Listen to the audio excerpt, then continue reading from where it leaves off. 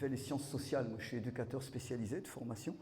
Ma dernière année d'études, j'ai vraiment fait j'avais été éduqué dans la foi chrétienne, catholique, traditionnelle française, mais et j'aimais Jésus. Je lisais la Bible depuis l'âge de 15 ans. Je m'étais acheté une Bible. Je lisais la Bible et je cherchais vraiment à vivre ce qui est écrit dans cette Bible-là, mais j'ai erré un peu à droite à gauche, je vous passe les détails.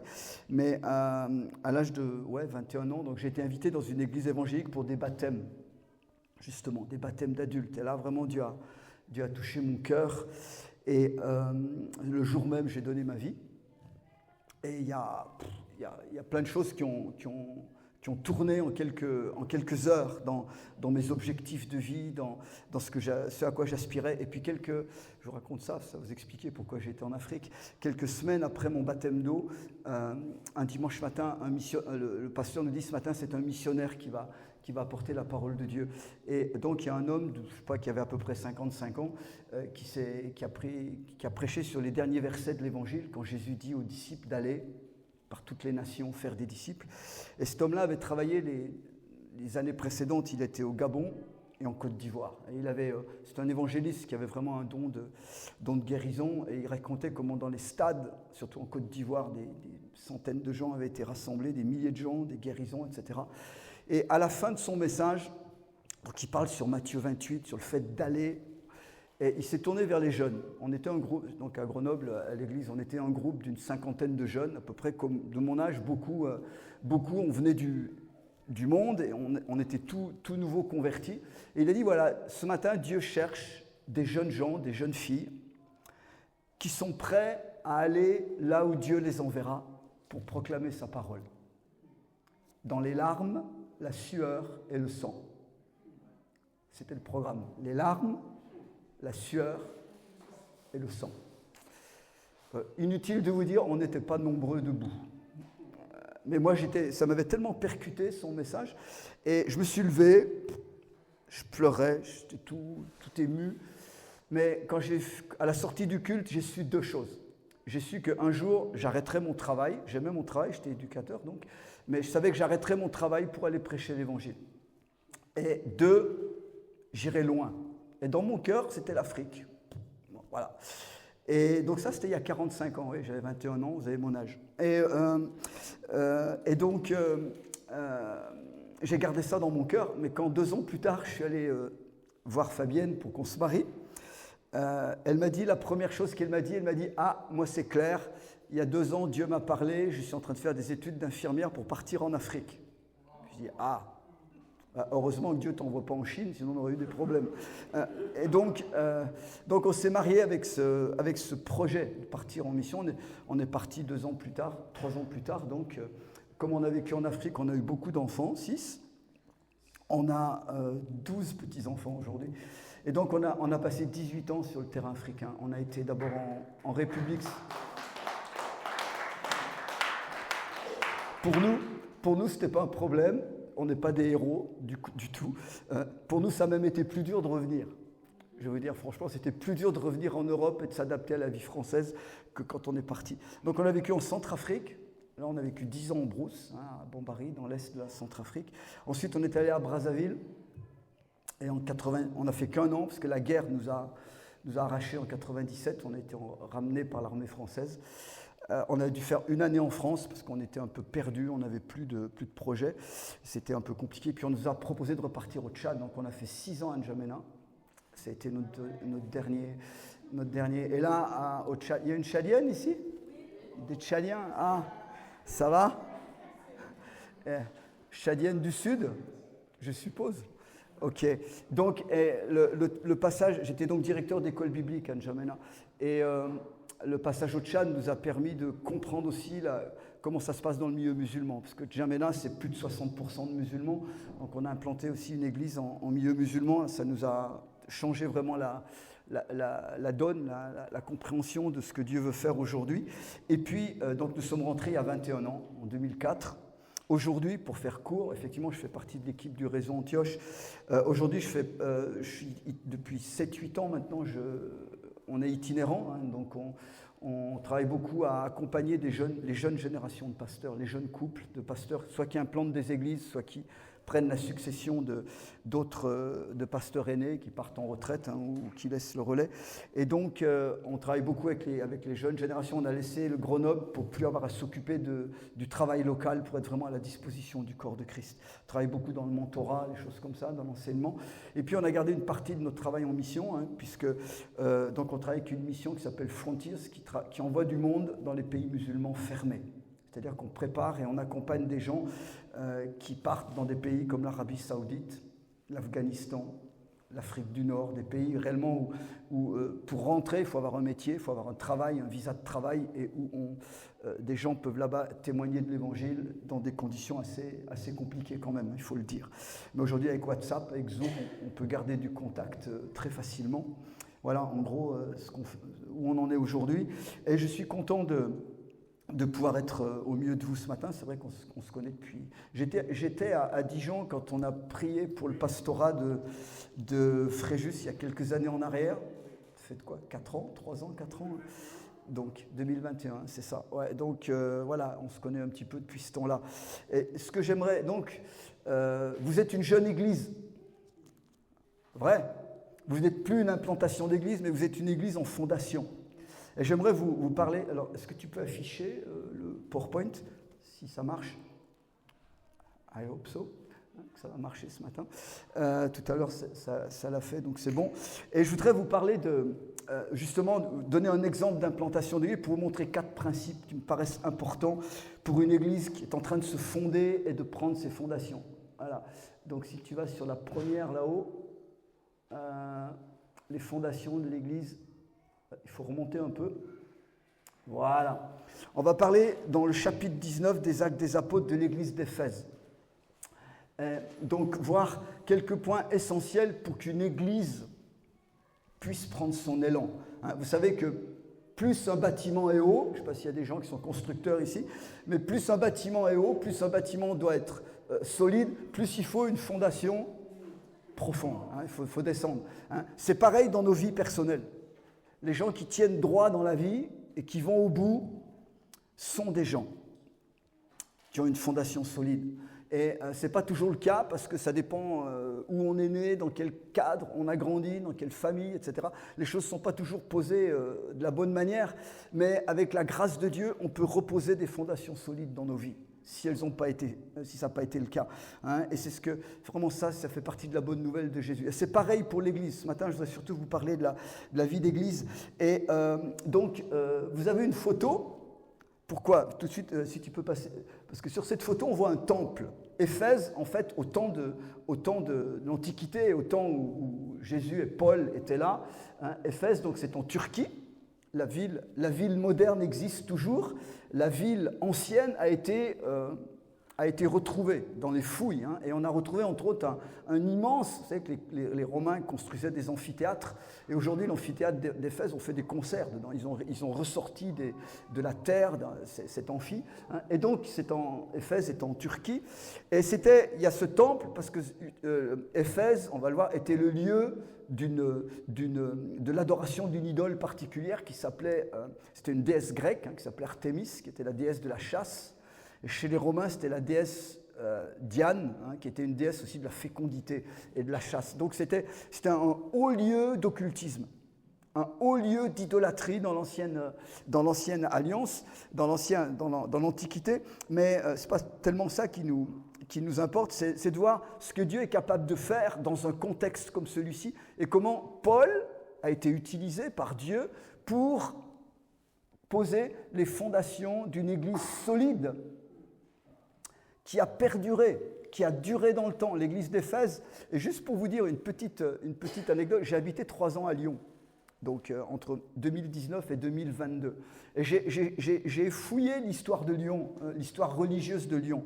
Parce qu'en 177, à Lyon, sur la colline de la Croix-Rousse, ils ont pareil excavé un amphithéâtre, il y a 48 chrétiens qui sont morts martyrs là, dont Blandine. Si vous connaissez l'histoire de France, Sainte-Blandine, donc il y a une église Blandine à Lyon, mais il y a 48 chrétiens, c'était donc les premiers temps de l'église.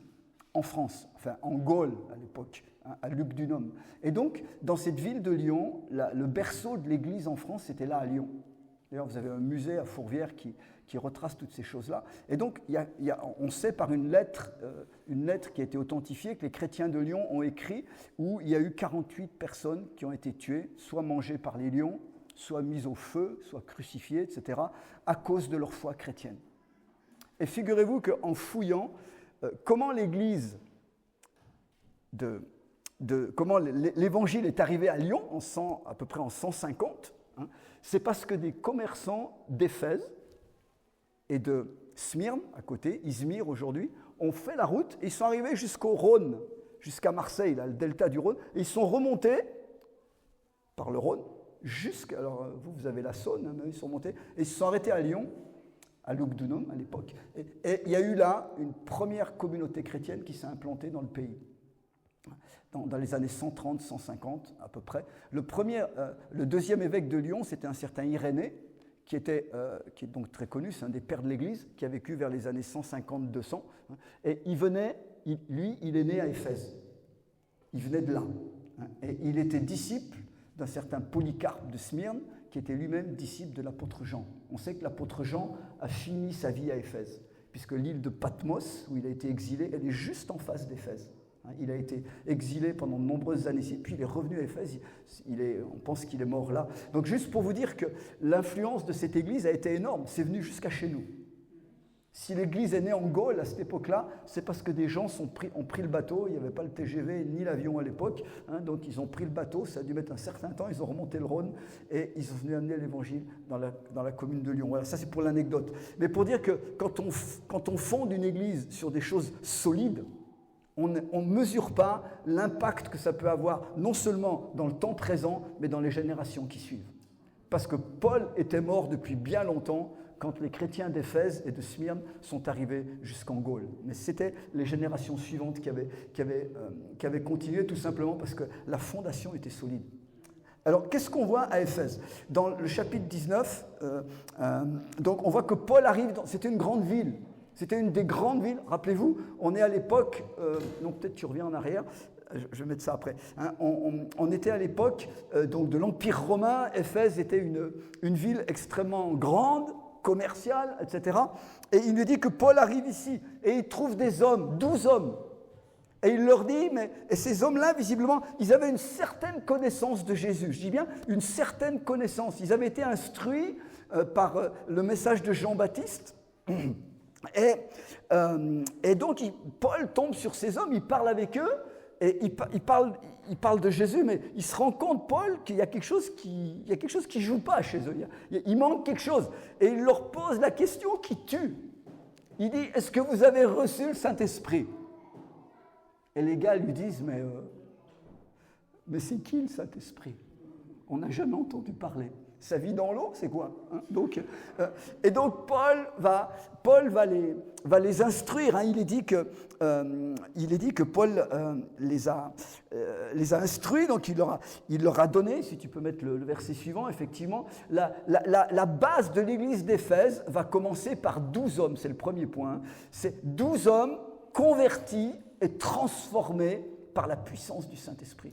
Paul, on ne nous dit pas combien de temps ça a pris, mais ça a été très rapide. Paul va donc leur donner l'évangile complet, c'est-à-dire le message du salut en Jésus-Christ. Hein, ils avaient quelques idées sur Jésus, mais ils n'avaient pas tout compris, le sens de la mort de Jésus à la place, hein, pour nos péchés, sa résurrection surtout, et son élévation dans le ciel. Donc Paul leur annonce tout ça, et si tu peux avancer, il est dit que donc Paul leur dit, Jean a baptisé du baptême de repentance en disant au peuple de croire en celui qui venait après lui, c'est-à-dire en Jésus le Messie. Sur ces paroles, ils furent baptisés au nom du Seigneur Jésus. Paul leur imposa les mains, hein, et le Saint-Esprit vint sur eux et ils se mirent à parler en langue et à prophétiser. Il y avait une 12aine d'hommes en tout. Vous savez, Dieu commence toujours par des petits commencements. Vous imaginez, dans une ville de plusieurs centaines de milliers d'habitants, 12 bonhommes. C'est comme à Jérusalem, hein, quand ça a commencé à la Pentecôte. 12 apôtres. Le jour de la Pentecôte, ils étaient 120 dans une grande ville, pareil. Mais Dieu commence toujours avec une poignée. Et ce n'est pas toujours ceux qu'on aurait choisis, nous, qui sont dans la poignée, mais Dieu sait avec qui il commence. Amen. Alors, dans certains endroits, il va chercher des gens à l'université. Dans d'autres endroits, il va chercher des gens dans les bas-fonds, des gens qui ont une vie bizarre, mais qui font une rencontre surnaturelle avec Jésus. Puis, bref, Dieu se sert de toutes sortes de gens. Et là, donc, il prend ces premiers hommes. Et notez bien ce qui est ici, ce qui est important, donc, c'est qu'ils ont été baptisés dans l'eau, comme signe de leur appartenance à Jésus. Donc j'ai entendu qu'il y a des baptêmes bientôt. Je ne sais pas si les futurs baptisés sont là, mais c'est une bonne chose. Hein. Alors je dis juste une chose en passant. Le baptême n'est pas un but. Le baptême n'est pas un brevet de sainteté. Ici, les gens qui étaient baptisés, ils avaient loin d'avoir tout compris l'Évangile, mais ils avaient compris l'essentiel. Jésus est mort pour nous, il nous donne une vie nouvelle. Hein, et j'aime bien le dire, Jésus n'est pas venu pour bricoler notre ancienne vie, il est venu nous en donner une nouvelle. Ça, c'est le sens réellement de l'appartenance à Jésus. Hein. Et donc, il nous donne une vie qui dure jusque dans la vie éternelle. Hein. Mais ça commence maintenant. Et donc, Paul les a baptisés. Ils ont été immédiatement remplis de l'Esprit. Et donc, le signe, c'est qu'ils se sont mis à parler en langue, à prophétiser. Donc, c'est quand quelqu'un est rempli du Saint-Esprit, ça se voit, ça s'entend. Ça se manifeste par des dons de l'Esprit. Alors, d'une façon différente pour chacun. Il n'y a pas de mode standard, mais quelqu'un qui est baptisé dans l'Esprit va commencer à pratiquer, à manifester les dons du Saint-Esprit. Donc, c'est ce qui se passe ici. Ils étaient 12. Et vous voyez, si tu peux avancer encore, il est dit que Paul, quelque chose de très précis ici, c'est que Paul leur a annoncé le royaume de Dieu. Qu'est-ce que ça veut dire? Il est dit au verset 8, Paul s'entretenait avec eux, il les persuadait en ce qui concerne le royaume de Dieu. Paul ne leur a pas prêché simplement le message de Jésus, sauveur, c'était important, c'est par là qu'il faut commencer, mais il a voulu les emmener beaucoup plus loin. Il leur a dit, il voulait leur montrer que ce que Jésus est venu amener, en venant sur la terre, c'est qu'il est venu amener un royaume nouveau, un royaume spirituel au milieu de ces royaumes terrestres. Et Jésus a prêché le royaume de Dieu. Les premiers apôtres, après lui, Pierre à la Pentecôte, Paul surtout, on le voit, ont prêché de la même façon le règne ou le royaume de Dieu. Ça veut dire le domaine dans lequel Dieu règne. Et quand Dieu vient régner dans une vie, ça s'étend partout. Voyez-vous, on a parfois mal compris ce que c'est que l'Église. Et on a prêché l'Église au lieu du royaume. L'Église est l'instrument du royaume. Mais l'Église, elle n'est qu'une partie du royaume.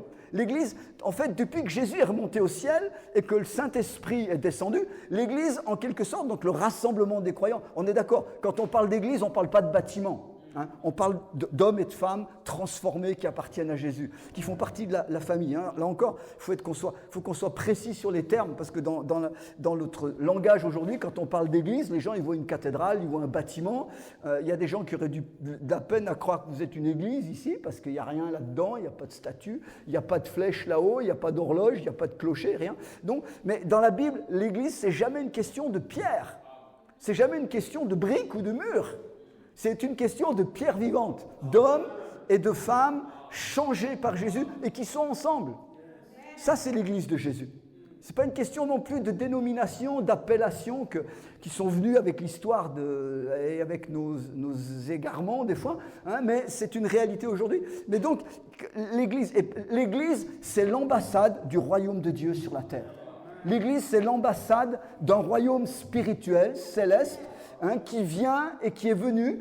Je rappelle que quand Jésus est venu, il a dit « Le royaume de Dieu s'est approché de vous ».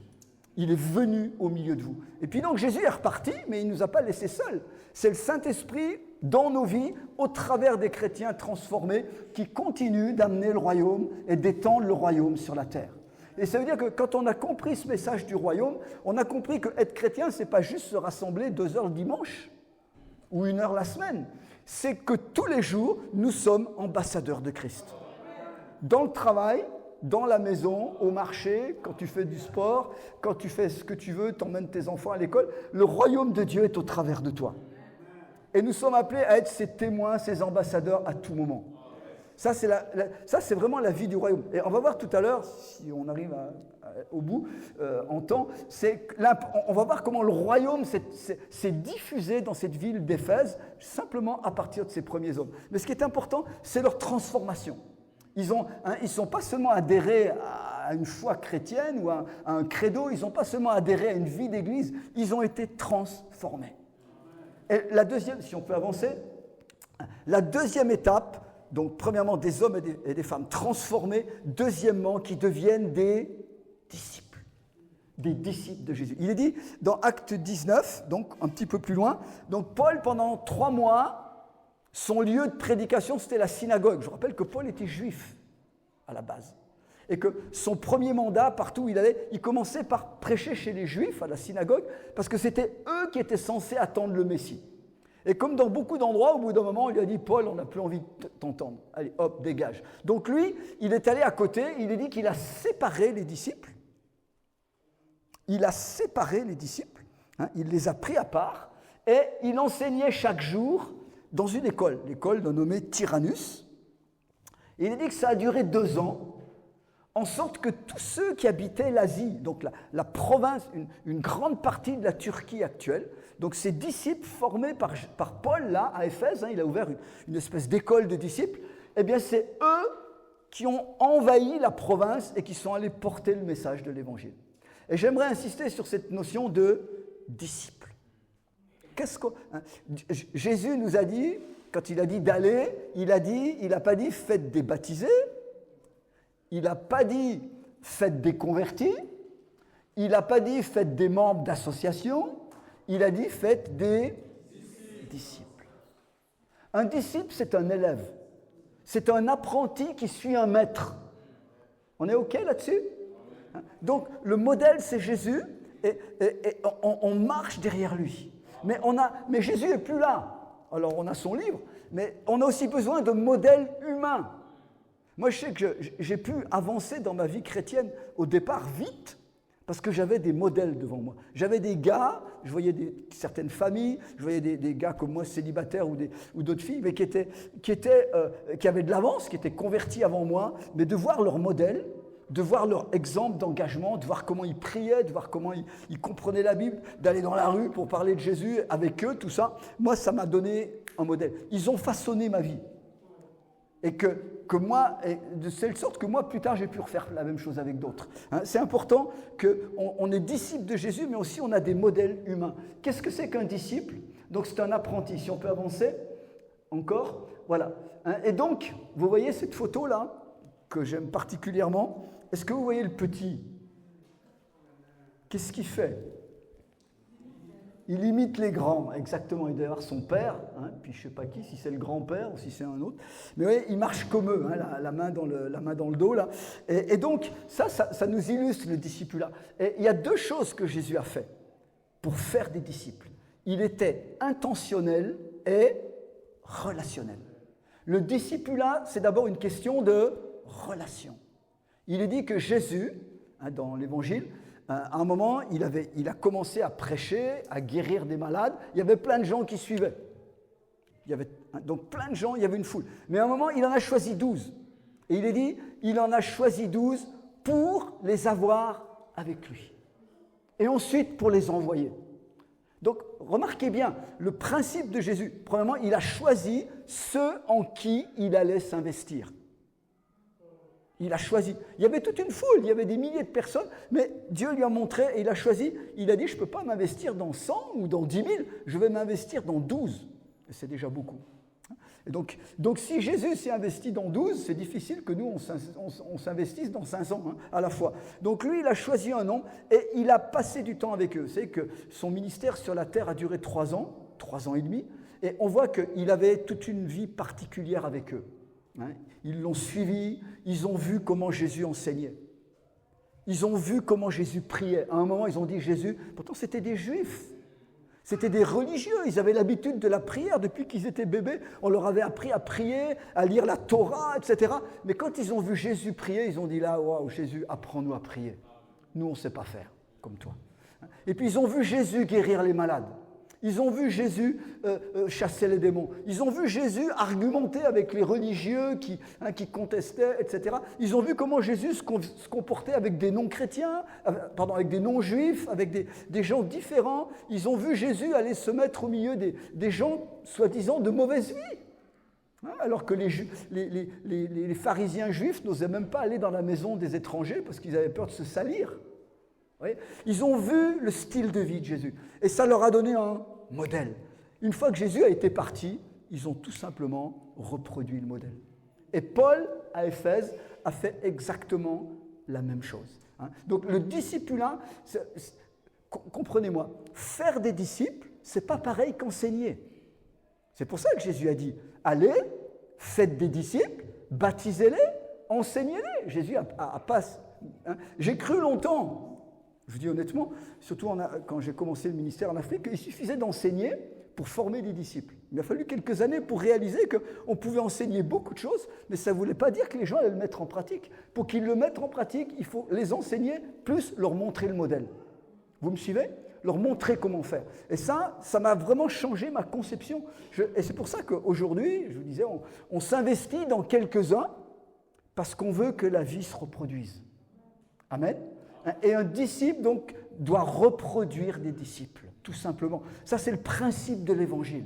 C'est ce que Jésus a fait, c'est ce que Paul a fait, et dans ce principe-là, on multiplie et on multiplie encore. Il ne suffit pas d'être disciple, nous devons être des disciples qui faisons des disciples, qui font des disciples. C'est ce que Paul a dit à Timothée. Il lui a dit, ce que tu as entendu de moi, reçu de moi, transmets-le à des hommes et des femmes fidèles qui, à leur tour, le transmettront à d'autres. Vous avez réalisé ? C'est 2 Timothée 2.2, je ne l'ai pas ici. 2 Timothée 2.2. Paul dit à Timothée, Paul parle ici de 4 générations de disciples. Paul a transmis à Timothée, et il dit Timothée, donc c'est le 2e des générations, il dit Timothée, transmets ce que tu as reçu, donne-le à des hommes fidèles, 3e génération, qui seront capables de l'enseigner à d'autres, 4e génération. Et quand il y a ce mouvement dans l'Église, croyez-moi, il y a une accélération de l'œuvre de Dieu et de l'expansion du royaume. J'ai vu ça de mes propres yeux en Inde. Je suis allé plusieurs fois en Inde les dernières années. J'ai vu ça quand j'étais en Centrafrique, où on était dans un temps de réveil, où il y avait vraiment une multiplication. C'est quelque chose qui se développe instantanément. Juste pour vous mettre au défi, imaginez, on est 20, imaginez, je ne sais pas, on est 25 ici ce matin. OK ? 25 adultes. Imaginez que chacun de nous, on prend l'engagement, on se dit, je vais former un autre disciple dans l'année qui arrive, dans les 12 mois qui viennent. Amen ? C'est réaliste, c'est faisable, c'est pas, si vous avez réussi à en faire 5, tant mieux, mais un seul. Je vais prier, je vais dire, Seigneur, en qui je peux vraiment investir ce que j'ai reçu. Et même si tu as reçu peu, déjà le peu que tu as, tu peux le donner à quelqu'un qui n'a rien. Et il va te poser des questions, ça va te coller, mais ce n'est pas grave. Ça va t'obliger à chercher plus loin et tu vas toi-même grandir en même temps. Mais imaginez, nous sommes 25, nous disons, je vais former un autre disciple de Jésus dans 12 mois. Et on se retrouve le 18 mai 2026 ici. Et chacun amène son ou sa disciple. Nous serons combien ? 50. Oui. 25 x 2 ? 50. Oui. 100 campagnes d'évangélisation ou quoi que ce soit, c'est bon de faire ça, mais sans faire d'efforts particuliers d'évangélisation, rien qu'en se multipliant dans quelqu'un d'autre, nous serons 50 dans un an. Ça va, on pourra encore tous tenir à peu près ici. Imaginez que dans un an, on refasse le même process. Les 50 disent, on se donne encore un an chacun pour former un disciple. Dans 2 ans, nous serons 100. Ça sera trop petit. Et puis on continue, on va doubler chaque année. Ça s'appelle une exponentielle pour ceux qui font des maths. Ça part tout doucement. Ça part. Donc, je vous dis ça. Alors, c'est purement virtuel, ce que je suis en train de vous dire. Mais si on faisait ça, réellement, et je dis ici, je vois des enfants, j'aimerais dire aux parents que vos premiers disciples sont dans votre maison. Pas besoin d'aller chercher très loin. hein, ils sont à portée de main. Donc, mais si on mettait ça en place, comme ils ont fait dans les premières églises, la multiplication serait très rapide. Et je répète, Jésus nous a dit, faites des disciples dans toutes les nations. Faites des nations des disciples. Amen. Voyez-vous, on a des tas de livres. Il y a des très bons livres, moi je lis. Hein. Bon, aujourd'hui, on est au siècle de la vidéo, donc là, les livres, c'est un peu... Il n'y a que les vieux, en tout cas, il n'y a que les vieux comme moi qui lisent des bouquins. C'est plutôt la vidéo, les podcasts et compagnie. Bref, peu importe votre moyen. Mais on a aujourd'hui beaucoup de littérature, et c'est excellent, des témoignages. Alors, vous avez 7 façons de faire des disciples, 10 façons de faire grandir votre église, vous avez des tas de bouquins. C'est bon, ça a marché là-bas, mais Dieu ne nous demande pas de faire du copier-coller. Mais par contre, dans le fond, multiplier des disciples, c'est la méthode qui a toujours marché. C'est ce que Jésus a fait, c'est ce que Paul a fait.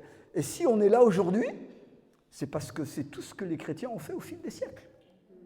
Donc, vous voyez, dans l'église d'Éphèse, et j'insiste vraiment là-dessus, il y a cette notion de multiplication de disciples. Je vais avancer parce qu'il y aurait beaucoup de choses à dire. Est-ce qu'on peut avancer? On va sauter les 2 diapos suivantes. Si on y arrive, voilà, saute encore, et je vais arriver au 3e point. Dans l'église d'Éphèse, il y avait une culture de surnaturel. Il se passe des choses étonnantes dans cette église. Hein. On l'a vu, les 12 premiers ont été remplis du Saint-Esprit. Et tout de suite, il y a manifestation des dons de l'Esprit.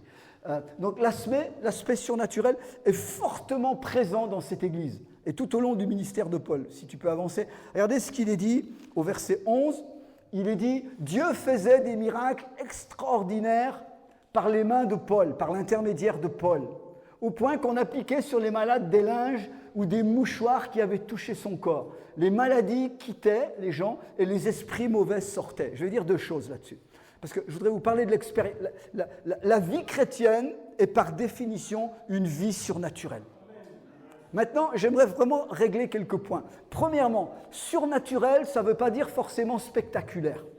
Et ça, dans notre monde, on a assimilé les choses. C'est-à-dire qu'il y a des choses spectaculaires. On voit ici, hein, donc il est dit, Dieu faisait des miracles extraordinaires. Est-ce que vous êtes arrêté sur cette expression? Parce que par définition, un miracle, c'est extraordinaire. Donc un miracle extraordinaire, ça veut dire qu'il y avait quelque chose de plus.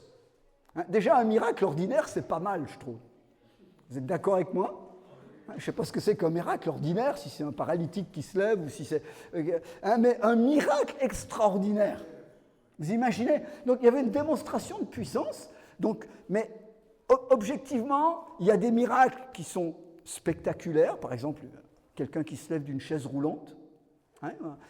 On voit des cas de résurrection. J'ai vu, surtout dans les années d'avant, j'ai vu des gars en Afrique, quelques-uns, qui avaient vécu la résurrection. Moi-même, je n'ai jamais vu de mes yeux, hein, mais j'ai vu ces choses-là, c'est rare. Donc, mais il y a des miracles comme ça, spectaculaires et instantanés. Mais il y en a d'autres qui prennent plus de temps et qui sont plus cachés. Mais c'est tout autant des miracles. Donc, quand on parle de surnaturel, ne confondons pas forcément que ça veut dire, ne pensons pas que c'est forcément spectaculaire et instantané. Ça va? Ça, c'est une première chose importante. Donc, deuxième chose, Dieu faisait donc des miracles. Et on nous explique, les maladies étaient guéries. Des esprits méchants sortaient. Ça, c'est la deuxième chose. Donc, il y avait réellement une réponse à la prière. En fait, pourquoi? C'était pour répondre aux besoins des gens qui étaient autour de nous. Hein? Et je vous rappelle que notre rôle en tant qu'Église, c'est d'être au service des gens qui sont autour de nous. Jésus a dit, vous êtes la lumière du monde. Il n'a pas dit, vous êtes la lumière dans l'Église. Si on était tous lumière dans l'Église, il y aurait trop de lumière, ça va nous éblouir.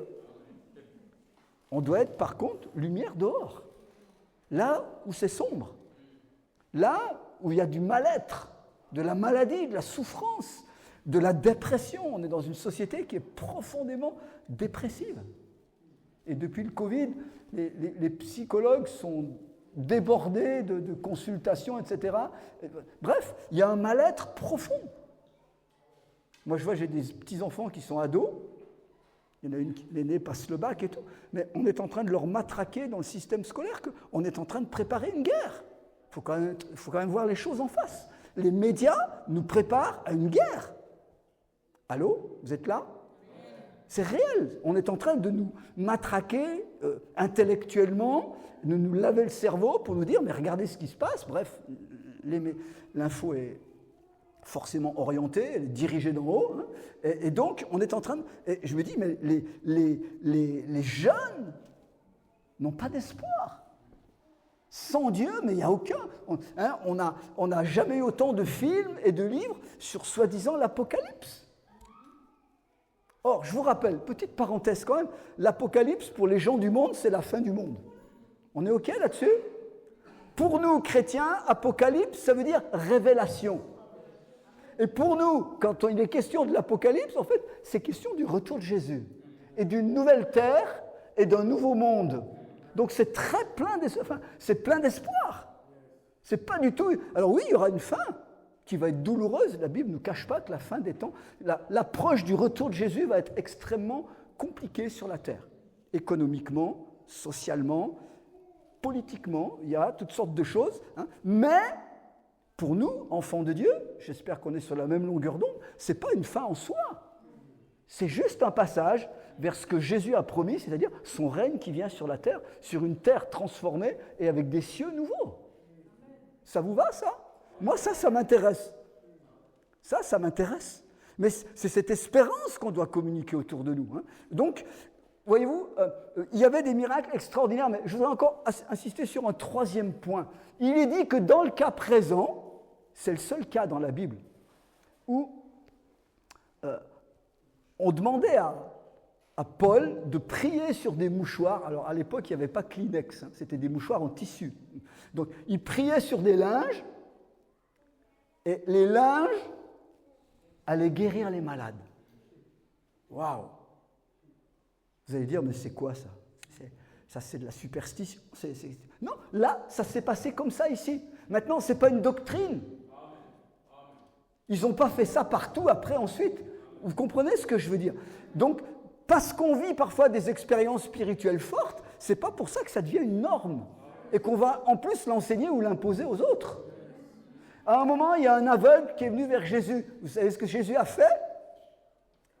Il a craché, il a fait de la boue, il lui a mis sur les yeux. Et il a dit, va te laver au réservoir de Siloé. Et le gars, en y allant, il a retrouvé la vue. Maintenant, Jésus n'a jamais dit que pour guérir un aveugle, il faut faire de la boue. Hein?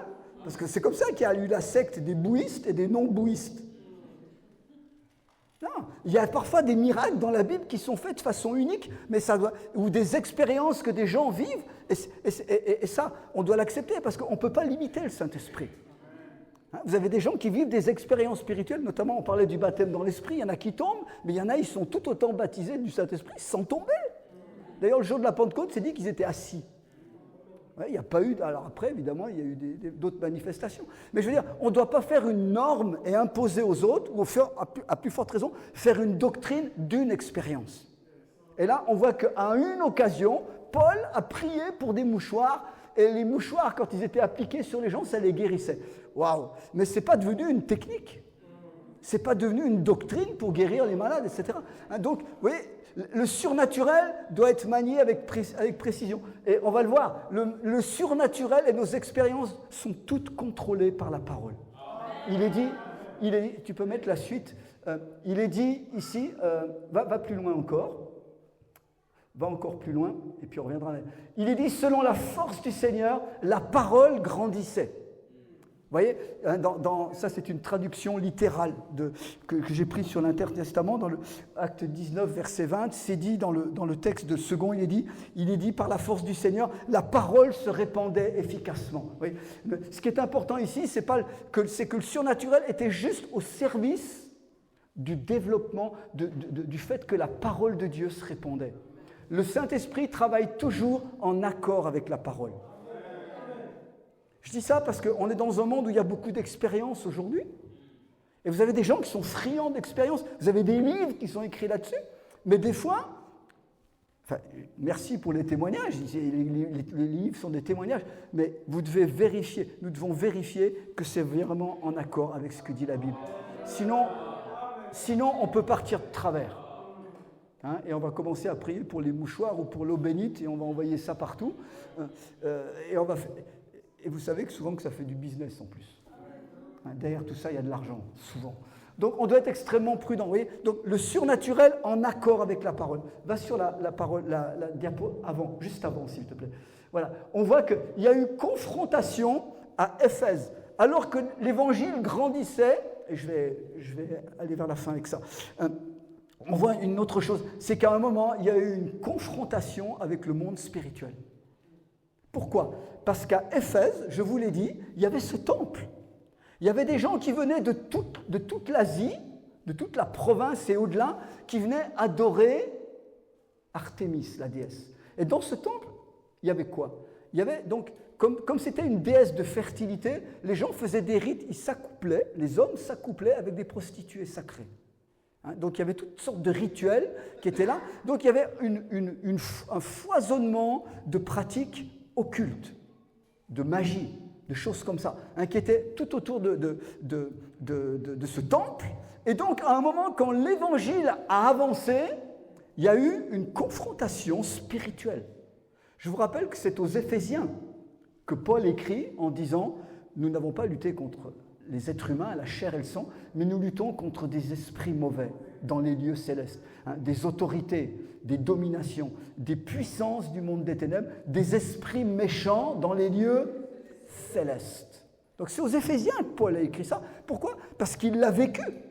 Il y a eu une confrontation. Il dit qu'à un moment, beaucoup de croyants venaient reconnaître publiquement ce qu'ils avaient fait. Un grand nombre de ceux qui avaient pratiqué la magie apportèrent leurs livres et les brûlèrent devant tout le monde. Hein, ça valait 50 000 pièces d'argent. Je sais qu'il y a beaucoup d'Africains ici au milieu de nous. Vous devez savoir ce que c'est quand on brûle les fétiches.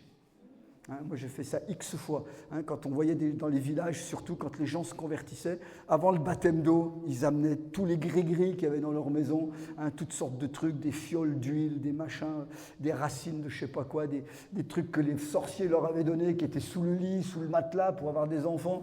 Bref, des tas de trucs. Ils amenaient ça, on brûlait. Quelle joie! La puissance du diable est détruite. C'est exactement la même chose ici. Il y avait donc, à un moment, l'évangile a non seulement touché la population, mais il a touché des gens, des médiums, des gens qui pratiquaient la magie. Et ces gens-là sont venus publiquement, voyez-vous, ils n'ont pas fait une conversion secrète, cachée, etc. Publiquement, ils ont pris position pour Jésus. Et ils ont dit ce qu'on a fait jusqu'ici, c'était mauvais, c'était faux, c'était diabolique. Et pour bien le montrer, ils ont amené ils avaient des livres de magie. Je ne sais pas s'ils avaient d'autres trucs, des gris-gris, des choses. Ils ont tout amené, ça a été brûlé publiquement. Vous voyez, c'est comment l'évangile grandissait, et parce qu'il y a eu une confrontation spirituelle entre le royaume de Dieu et le royaume des ténèbres. Et je vais vous dire une chose. Chalon-sur-Saône, moi je connais Chalon-sur-Saône depuis au moins 25 ans, parce que je suis venu plusieurs fois à l'U. Il y en a qui connaissent, hein, le centre de la porte ouverte. Votre région ici a été ensemencée par l'Évangile il y a longtemps. Réellement. Il y a longtemps que l'Évangile est venu dans cette région. Mais il y a eu des hauts, il y a eu des bas. Il y a eu des hauts, il y a eu des moments où il y avait des... Avec des jeunes, je peux vous dire, en 2006-2007, avec JTM, Mathieu Marvan de Dijon, on a fait de l'évangélisation avec 100 jeunes, plus de 100 jeunes, dans les rues de Châlons ici. Hein, on a vu des choses autour du 14 juillet. On a vu il y avait un kiosque à l'époque là, où on pouvait chanter, on s'était mis là, etc.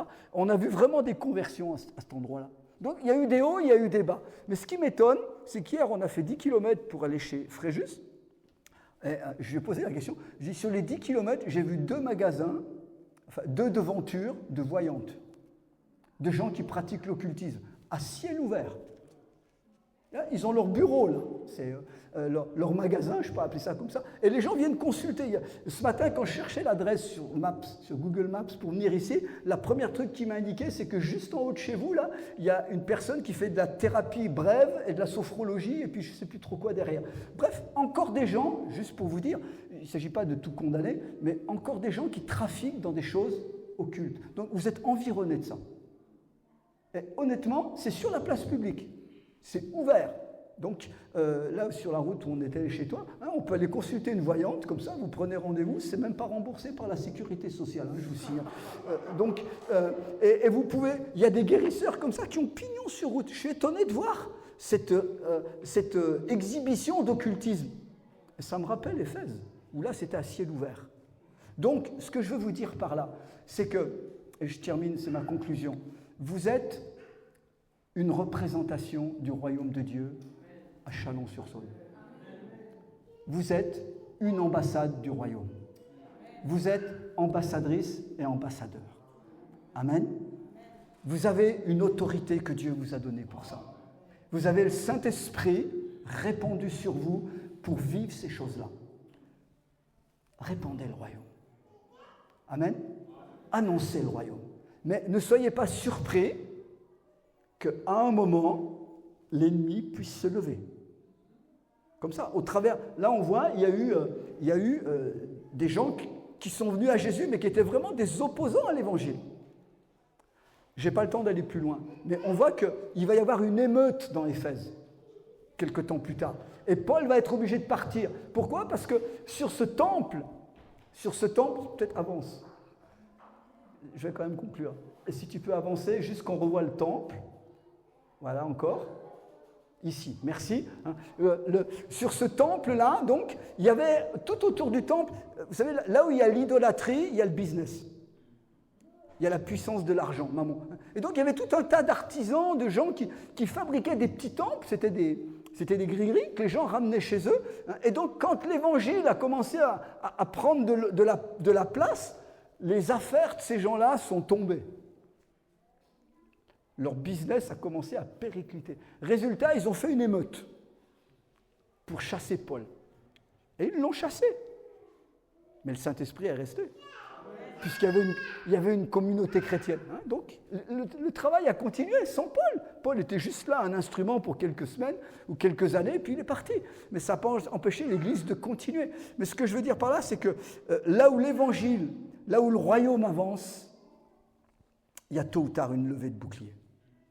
Donc, il ne s'agit pas d'avoir peur, il faut simplement savoir qu'on est amené à briller dans ce monde-là. Et on est amené à vivre l'Évangile et à l'apporter dans ce contexte-là. Alors, prenez courage. Mais ayez cette fondation, des hommes et des femmes transformés. Non seulement baptisés d'eau, baptisés dans le Saint-Esprit, mais qui ont vécu une vraie transformation intérieure. Et ça, c'est toute notre vie. Des disciples qui font des disciples. Hein, et une vie surnaturelle alignée sur la parole de Dieu. Est-ce qu'on peut prier ?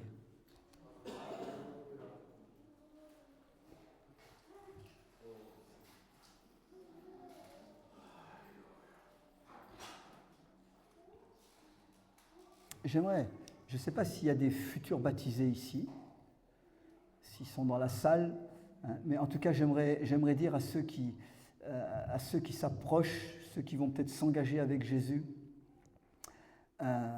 d'abord, j'aimerais vous encourager, c'est une bonne décision que vous avez prise, mais c'est juste un passage, ce n'est pas une fin en soi. Et j'aimerais vous dire que être baptisé d'eau, suivre, être disciple, ça veut dire avoir une vie transformée. Et je prie ce matin que nous soyons réellement des hommes et des femmes dont la vie est transformée par la puissance de Dieu. Pas par nos efforts, pas par nos compétences humaines, mais réellement des hommes et des femmes de l'Esprit, remplis de la parole de Dieu et remplis de l'Esprit. C'est ma prière, Seigneur, ce matin pour le peuple de Dieu qui est dans cette maison.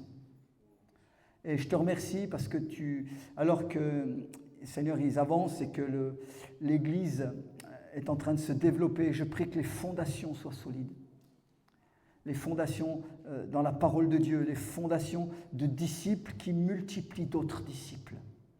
Les fondations de la vie en conformité avec ta parole, Seigneur. Et je prie que de cet endroit, de cette assemblée, beaucoup d'autres disciples soient multipliés. Je prie que de cette ambassade du royaume, il y ait réellement une multiplication dans cette ville et dans cette région, au nom puissant de Jésus. Au nom puissant de Jésus.